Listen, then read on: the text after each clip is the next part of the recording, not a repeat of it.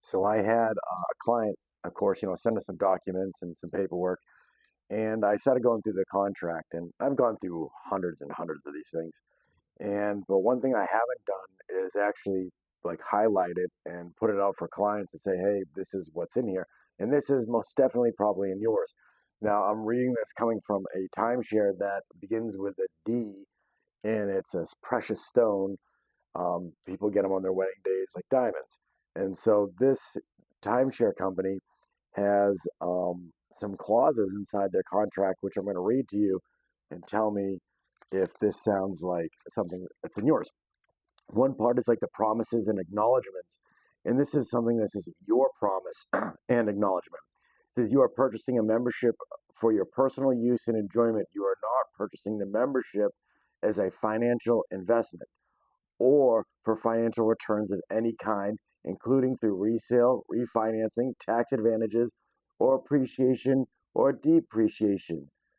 The Precious Stone Company has not made any promises about such benefits, which I'm sure when you're sitting there in the timeshare company in a presentation, they're telling you is an investment. And then it says, you may not use the collection accommodations for any commercial purposes, including commercial rental activities. Commercial rental activities include using the internet or other media to advertise rental opportunities. So when a company called you to say, hey, you want to rent or resell your timeshare, it says right in your contract, page 2 of 7, that says you can't. Next is as terms and conditions. It says timeshare company has the right to modify right at the beginning. And it says reservations are granted on a first come, first served basis, services available basis. You will not have the guaranteed right to reserve or use any particular use period or collection accommodation, meaning they don't guarantee you anything. And it's a first come, first served basis no matter how much you paid, and they have the right to change it at any time. Then if you go down to like section 3 where it says transfers and resale of membership, you must receive approval from the association and pay a transfer fee before you sell or transfer your membership.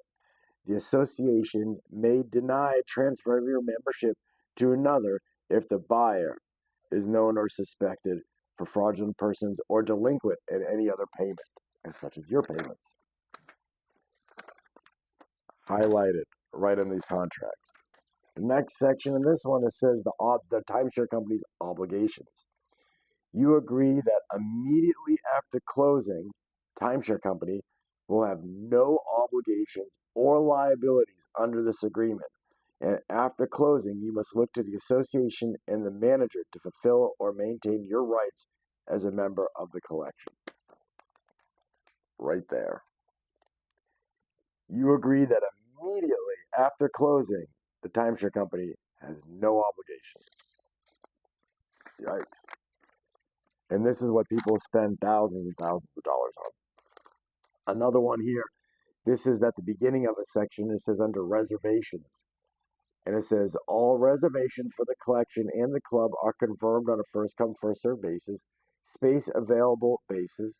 Reservations to specific accommodations are not guaranteed, and that you'll lose some of your biannual points or annual points used to make the reservation. And if you cancel that reservation fewer than 91 days before my scheduled arrival date, that you're going to lose all of your booking points and not be returned. Again, another section. Next one is personal use. I am not purchasing a membership for financial investment or financial returns of any kind, including the resale, rental, tax advantages. It says it again, another time. And then lastly, what I want to talk about, it says the club. All the club benefits and affiliated resorts are subject to change or termination at any time. Some of the club benefits are only available to certain loyalty members. Right there. That's the contract written through. You were handed a stack, told to read this in about 15 seconds, and you obviously could not, or nor were they going to let you. And I wanted to share this with you, that a contract that you sign, this is at almost every single developer, that they have no obligations to you. They do not guarantee a vacation, and it's a first come, first served basis no matter how much you pay. So there's someone that, let's say, bought one online for a vacation that week and is not a member, and you are a member, they ideally could go before you at a first come, first served basis. And they have the right to terminate yours, but not theirs. And of course, if someone's willing to buy a timeshare and you're not, well, then obviously they're going to get them in before you. So I just thought you should have an update on that and look at your contract, see what it says. If that is all bothersome to you and you're like, you know what, I did not agree to that, and you feel as though they took advantage of you, well, they did, and you should give me a call so I can advocate to get you out of this thing. I'm Mark with Consumer Consulting Group. Go to consumerconsultinggroup.com, check us out.